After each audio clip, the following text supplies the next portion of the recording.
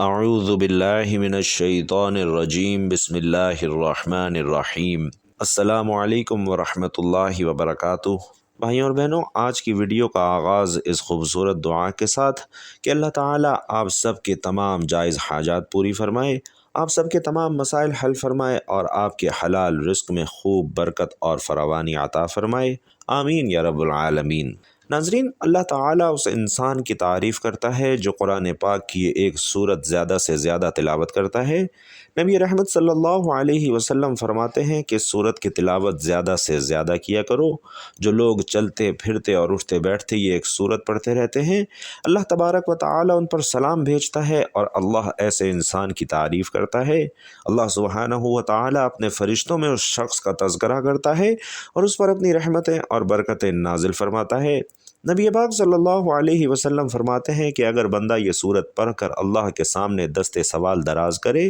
تو اللہ پاک اسی وقت اس بندے کی دعا قبول فرما لیتا ہے۔ اس بندے کی جو بھی حاجت ہو اور جو بھی ضرورت ہو وہ پوری کر دی جاتی ہے۔ بے شک تمام تعریفیں اس خالق کائنات کے لیے کہ جس نے تمام کائنات اور اس کے نظام کو قائم کیا۔ ہم پر اللہ کا بڑا کرم تو یہ ہے کہ اللہ نے ہمیں اشرف المخلوقات بنایا اور پھر دین اسلام کی نعمت سے سرفراز فرمایا۔ پھر اس نے نظام زندگی کو قائم کرنے کے لیے زرخیز زمین اور شجر بنائے، پھل میوے اور خوراک مہیا کی۔ زمین میں توازن کے لیے اس نے پہاڑ بنائے، پھر سمندر اور دریا بنائے۔ آسمان سے بارش جیسی نعمت ہم پر برسائی اور چاند سورج اور ستاروں سے آسمان کو مزین کیا۔ چرند پرند اور چوپائے بنائے، حتیٰ کہ اگر ہم انفرادی طور پر اپنے آپ پر ہی غور کریں تو اللہ سبحانہ و تعالی نے ہمیں بہترین توازن کے ساتھ پیدا فرمایا ہے۔ ہمارے جسم کے تمام اعضاء کو درست اور سالم بنایا ہے، اندرونی اعضاء کو بہترین طور سے فعال بنایا ہے، پھر رشتے ناطے خوشیاں مسرتیں دولت صحت اور تندرستی عطا فرمائی، اور یہ سب کچھ ناظرین رزق کے زمرے میں ہی آتا ہے۔ اور حقیقت تو یہ ہے کہ ہم اس جلیل القدر پاک ذات کی نعمتوں کو شمار نہیں کر سکتے اور نہ ہی ان نعمتوں کا شکر ٹھیک طور سے ادا کر سکتے ہیں، کیونکہ اس دنیا کے تمام سمندروں کو سیاہی اور درختوں کو قلم بنا دیا جائے تو یہ تمام اللہ سبحانہ و تعالی کی مکمل تعریف اور بزرگی بیان نہیں کر سکتے۔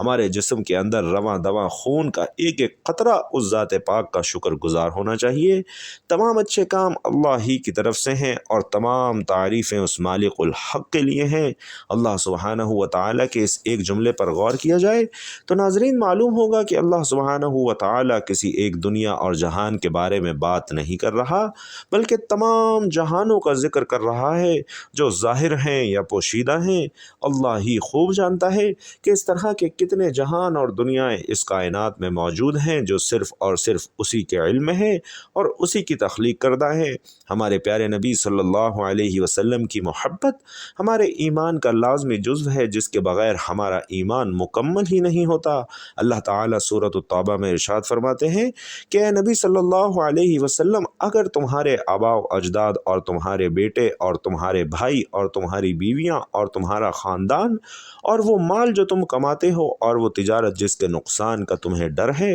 اور وہ گھر جو تمہیں پسند ہے تمہیں اللہ اور اس کے رسول اور اللہ کے راستے میں جہاد سے زیادہ محبوب ہے تو اللہ کے عذاب کا انتظار کرو، اور اللہ فاسقوں کو ہدایت نہیں دیتا۔ ناظرین محترم، نبی کریم صلی اللہ علیہ وسلم کا ارشاد گرامی ہے کہ تم میں سے کوئی شخص اس وقت تک مومن نہیں ہو سکتا جب تک کہ میں اسے اس کے والدین، اس کی اولاد اور تمام لوگوں سے زیادہ محبوب نہ ہو جاؤں۔ بلا شبہ آپ صلی اللہ علیہ وسلم کی ذات ہی سب سے بڑھ کر محبت کیے جانے کے لائق ہے۔ اللہ سبحانہ و تعالی نے نبی آخر الزمان صلی اللہ علیہ وسلم کی اداؤں کو قرآن کا حصہ بنا دیا۔ آپ صلی اللہ علیہ وسلم کے چہرے کا آسمان کی جانب اٹھنا،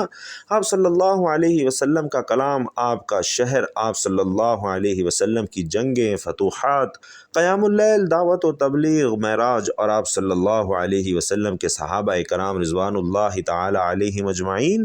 آپ کے اہل بیت، آپ صلی اللہ علیہ وسلم کی ہجرت، اخلاق، الغرض آپ صلی اللہ علیہ وسلم کی پوری زندگی اللہ نے قرآن مجید میں بیان فرما دی ہے۔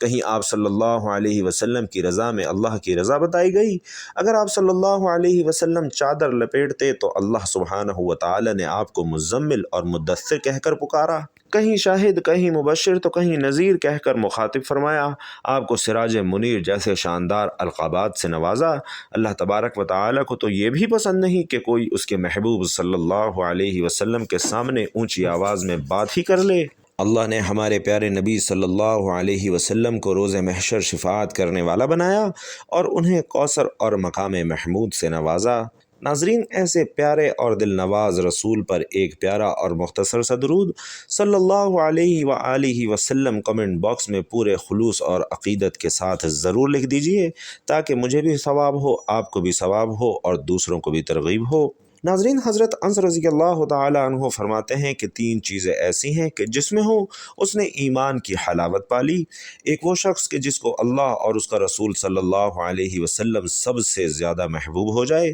دوسری یہ کہ جب کسی سے محبت کرے تو اللہ کے لیے کرے، اور جس سے اللہ نے اسے بچا لیا ہو تو اس کی جانب لوٹنے سے اسی طرح نفرت کرے جس طرح آگ میں ڈالے جانے سے کرتا ہے۔ گویا نبی کریم صلی اللہ علیہ وسلم کی محبت کے بغیر حلاوت ایمانی کا پانا ناممکن ہے، اور اسی طرح سے خالی اور کھوکھلے دعووں سے کوئی سچا عاشق رسول نہیں بن سکتا۔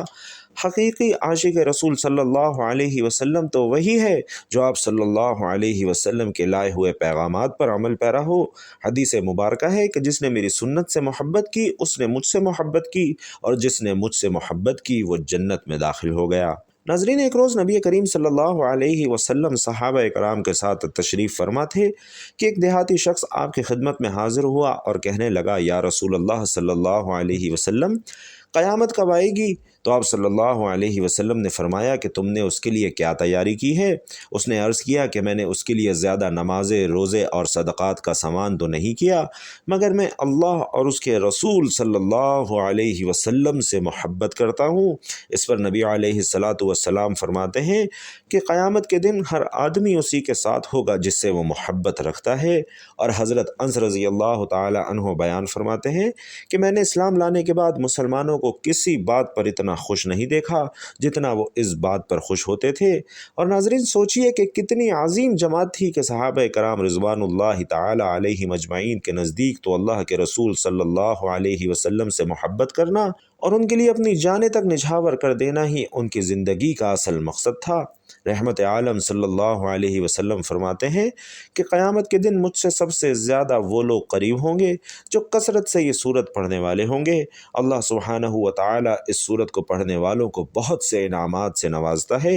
اور اللہ سبحانہ و تعالی خوش ہو کر اور بڑھا چڑھا کر ان پر رحمت نازل فرماتا ہے۔ جو شخص زمین پر یہ سورت پڑھتا ہے، فرشتے آسمان پر جا کر اس کا تذکرہ کرتے ہیں، اور نبی مکرم صلی اللہ علیہ وسلم یہ بھی فرماتے ہیں کہ جو شخص یہ سورت پڑھے گا اللہ تعالیٰ اس پر 100 مرتبہ رحمت نازل کرے گا۔ حضرت ابو الحسن شاذلی رحمۃ اللہ علیہ ایک جنگل میں تھے کہ ایک درندہ ان کے سامنے آ گیا اور انہیں اپنی جان کی فکر پڑ گئی، تو اس وقت انہوں نے نبی کریم صلی اللہ علیہ وسلم کی ذات اقدس پر درود پاک پڑھا تو اس کی برکت سے انہیں اس پریشانی سے نجات حاصل ہو گئی۔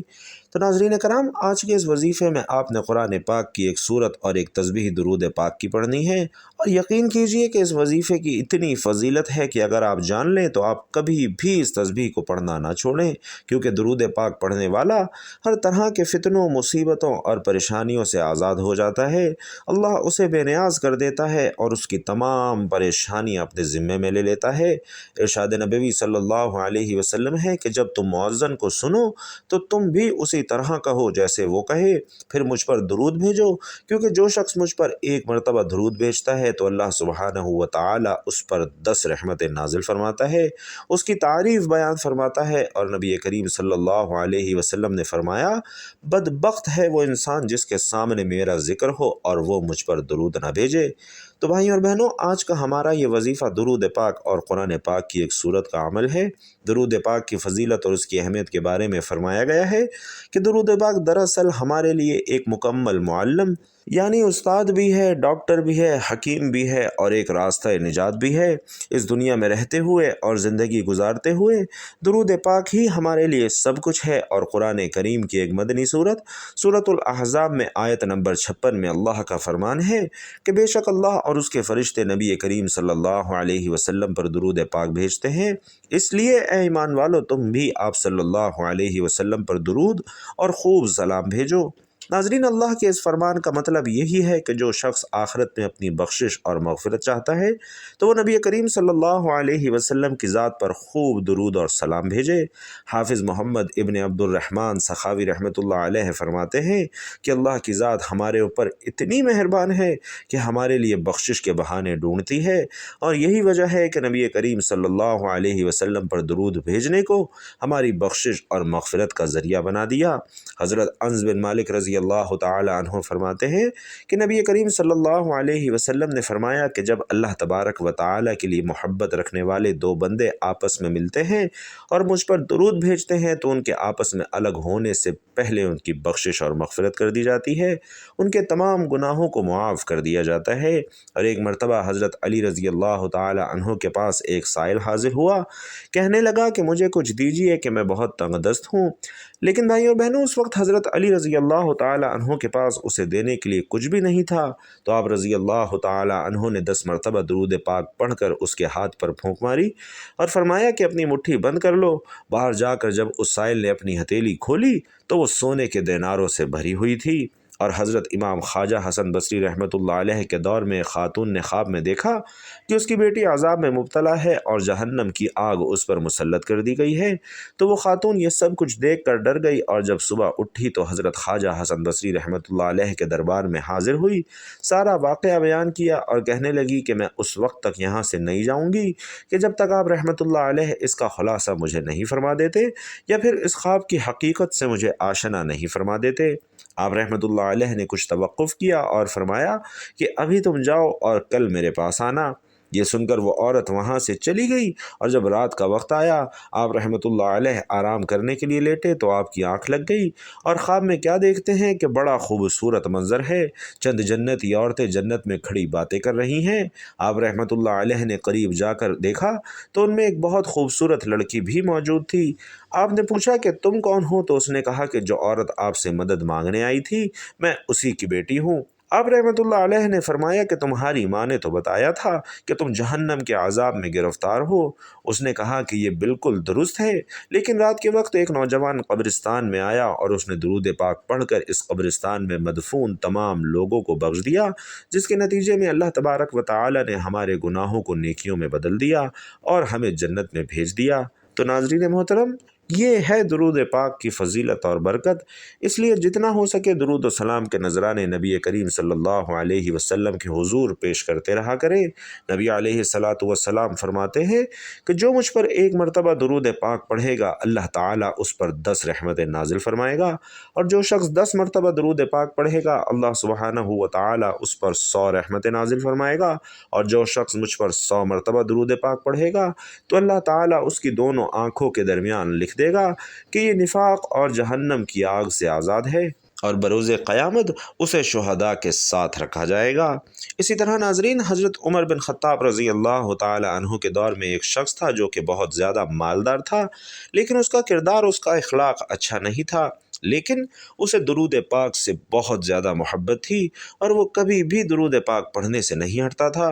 جب اس کی زندگی کا آخری وقت آیا تو اس کا چہرہ سیاہ ہو گیا اور بہت زیادہ تنگی لاحق ہو گئی۔ اس حالت میں اس نے التجا کی کہ اے اللہ کے حبیب صلی اللہ علیہ وسلم، میں نے تو درود پاک پڑھنے میں کبھی کوئی کوتاہی نہیں کی، پھر میرے ساتھ ایسا کیوں ہو رہا ہے؟ ناظرین، اتنا کہنا تھا کہ اچانک ایک پرندہ آسمان سے اڑتا ہوا آیا اور اپنا پر اس کے چہرے پر پھیرا تو چہرہ نور سے منور ہو گیا، اور وہاں ایک خوشگوار خوشبو پھیل گئی، اور اس طرح سے وہ ایمان کی حالت میں اس دنیا سے رخصت ہوا۔ پھر کسی نے خواب میں دیکھا کہ وہ زمین اور آسمان کے درمیان چل رہا ہے اور قرآن پاک کی یہ مبارک آیت پڑھ رہا ہے جس کا ترجمہ ہے کہ بے شک اللہ تبارک و تعالی اور اس کے فرشتے نبی کریم صلی اللہ علیہ وسلم پر درود بھیجتے ہیں، اے ایمان والو تم بھی ان پر درود بھیجو اور خوب سلام بھیجو۔ مطلب یہ کہ اس کا کردار اور اخلاق تو اچھے نہ تھے، لیکن درود پاک کی برکت سے نہ صرف اس کا چہرہ منور ہو گیا بلکہ وہ ایمان کے ساتھ اس دنیا سے رخصت ہوا۔ اسی طرح سے فرمایا گیا ہے کہ قیامت کے دن جب ایک شخص کے اعمال تولے جا رہے ہوں گے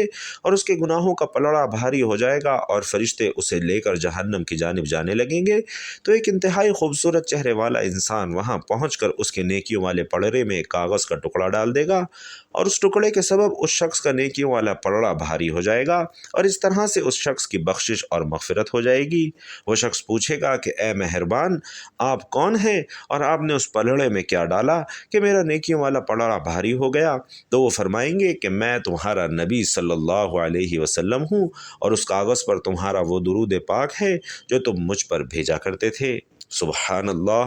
اس لیے ناظرین، ہم سب کو چاہیے کہ نبی کریم صلی اللہ علیہ وسلم کی ذات مقدس پر زیادہ سے زیادہ درود پاک پڑھتے رہیں اور اپنی دنیا اور آخرت کو بہتر بنا لیں۔ اسی طرح سے جو لوگ نبی کریم صلی اللہ علیہ وسلم پر زیادہ سے زیادہ درود پاک پڑھتے ہیں ان کی دنیاوی حاجات بھی پوری ہو جاتی ہیں۔ اور یاد رکھیے کہ بنی نوع انسان کو اللہ سبحانہ و تعالیٰ کی جتنی بھی برکات حاصل ہوئی ہیں وہ نبی کریم صلی اللہ علیہ وسلم کے مقدس وجود کی برکت سے ہی حاصل ہوئی ہیں۔ خود نبی کریم صلی اللہ علیہ وسلم ارشاد فرماتے ہیں کہ دراصل میری اور تمہاری اور انبیاء کی حکایت اس گروہ کی حکایت کی طرح ہے جو ایک بیابان اور تپتے ہوئے صحرا میں جا رہے ہیں اور نہیں جانتے کہ جتنا سفر انہوں نے طے کیا ہے وہ زیادہ ہے یا ابھی زیادہ سفر باقی ہے۔ وہ تھکے ماندے ہیں اور ان کا ذخیرہ بھی ختم ہو چکا ہے اور بیابان کے وسط میں پڑے ہوئے ہیں اور انہیں اس بات کا بھی یقین ہو جاتا ہے کہ اب ان کی زندگی کے آخری لمحات چل رہے ہیں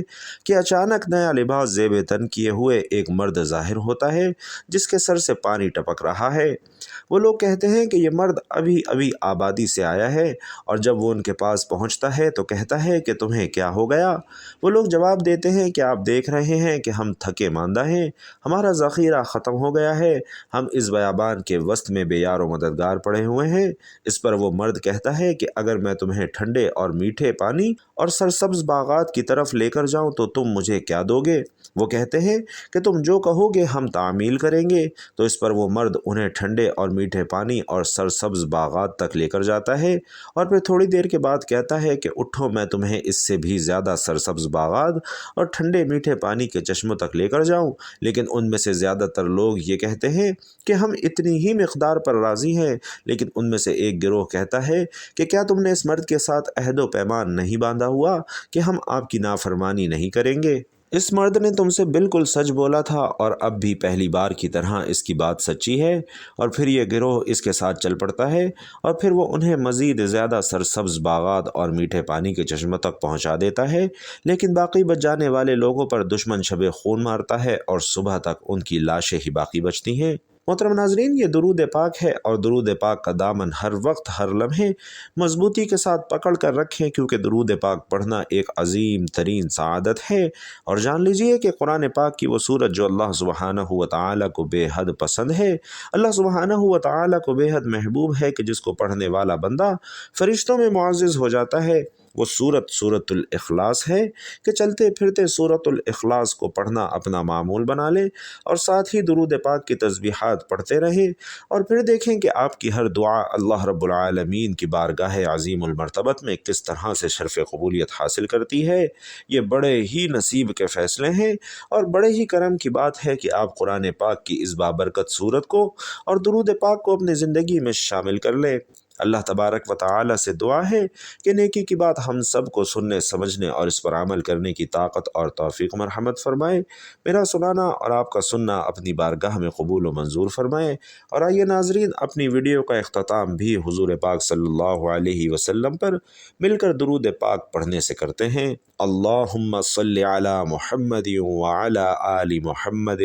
کما صلیت علی ابراہیم وعلی آل ابراہیم انک حمید مجید۔